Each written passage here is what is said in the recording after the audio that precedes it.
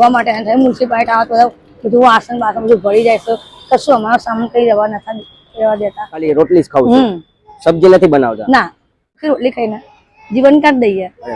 તો એ મકાન હોય એમને કોઈ નાનું મોટું અમને મકાન આપી દો, તમે જતા રહીએ. ઓ કેમ છો તમે? બધું યાદ આવે ને. અરે ના ના, બાટલા થાય કે મળતોય નથી ને.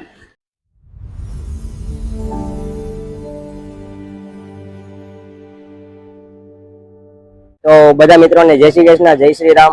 તો બેન, મારું નામ છે નીરજ આહિર, તમારું નામ? પિંકી. પિંકી બેન. તો અત્યારે તમારી કઈ રીતની પરિસ્થિતિ છે? અમારી પરિસ્થિતિ કેવી છે, કામ ધંધાની, પછી આ બધું મ્યુનિસિપાલિટી વાળા હેરાન કરે છે, કોઈ અમારું મકાન નથી, કશું નથી.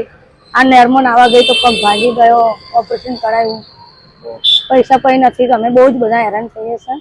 પરિવારમાં કોણ કોણ છે?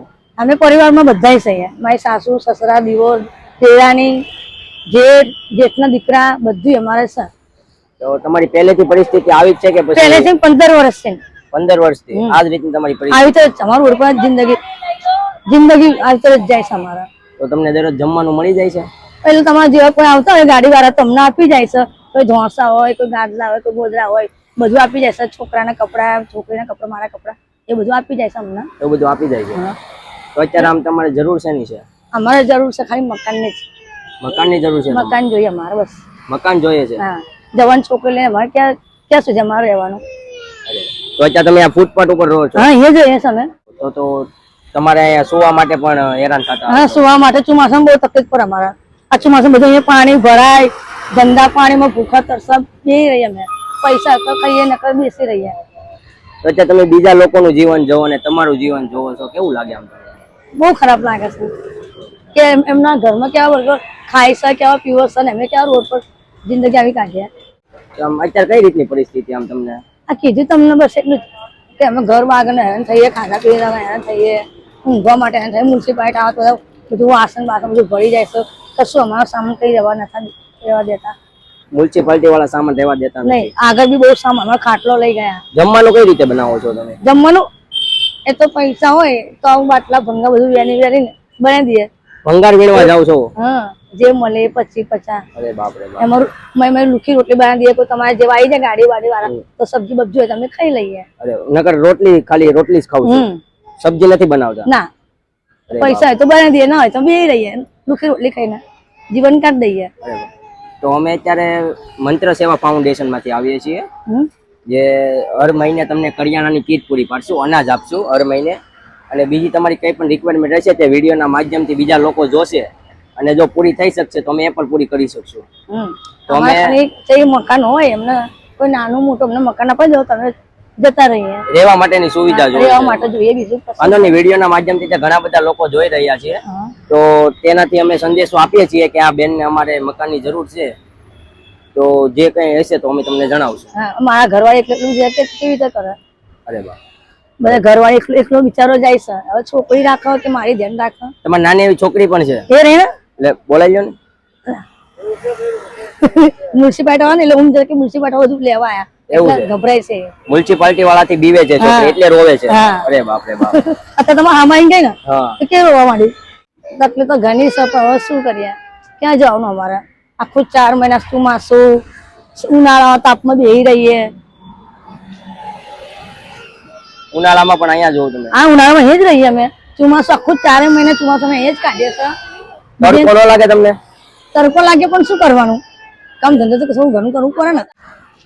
હા, કોઈ મદદ કરતા જાવ, કોઈ પૈસા હોય 5-25 રૂપિયા જેવું ચાલતા જાવ, અને થોડું અનાજ તમને દર મહિને અનાજની કીટ આપવા આવશું. અત્યારે અમે એક અનાજની કીટ તમને આપશું, એવી રીતે અમે દર મહિને તમને આપવા આવશું અનાજની કીટ. એનાથી શું તમે તમારા જેવા કોઈ ભગવાન નહીં. અરે ના ના, બસ અમે તો એક નિમિત્ત છે એના માધ્યમથી. બાકી ભગવાન તો ઉપર વાળો છે, અમે તો ભગવાન નથી. ભગવાન તમે જ કહેવાય. તમે અમારા ઉપર જીવ બાળશો તેટલું સારું છે, તો ભગવાન તમને વધારે આપશે. તો અત્યારે અમે તમારા માટે રાશન કીટ લાવ્યા છીએ, તો અમે તમને આપી દઈએ, અને દર મહિને તમને રાશન કીટ આપશું. તો અને એવી તમારી કોઈ રિક્વાયરમેન્ટ હોય, જો અમારી વિડીયોના માધ્યમથી પૂરી થશે તો તમારા સુધી પહોંચાડી દઈશું. સારું, ઓકે? એટલું કરજો. અમે બહુ ગરીબ છીએ, અમારું કોઈ નથી. આમ ના ના, વાંધો નહીં.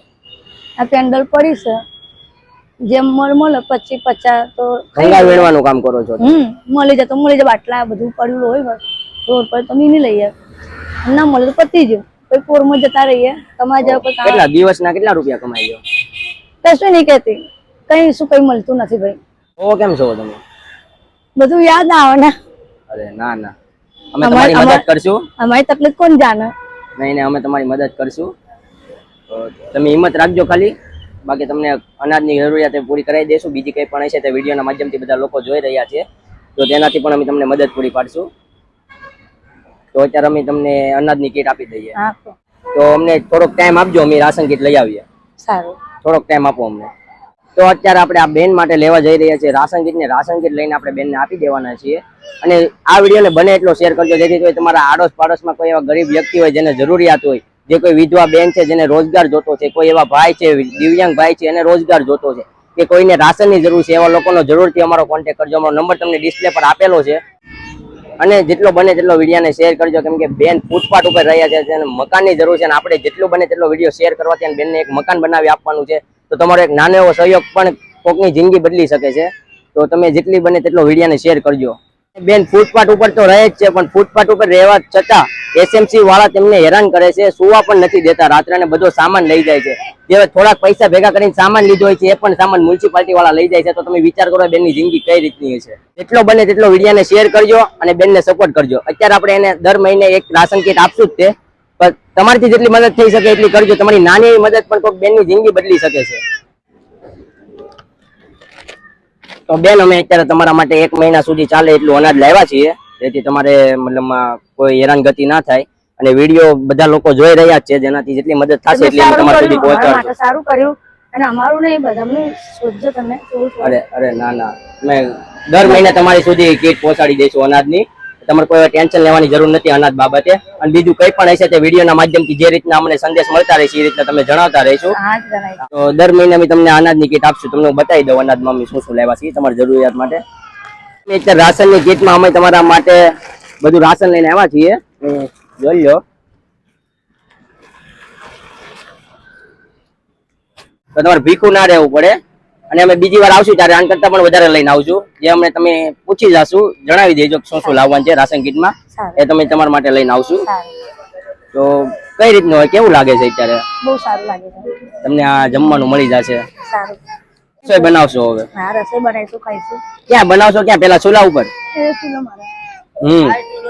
હા, તો ત્યાં તમે જમવાનું બનાવો છો?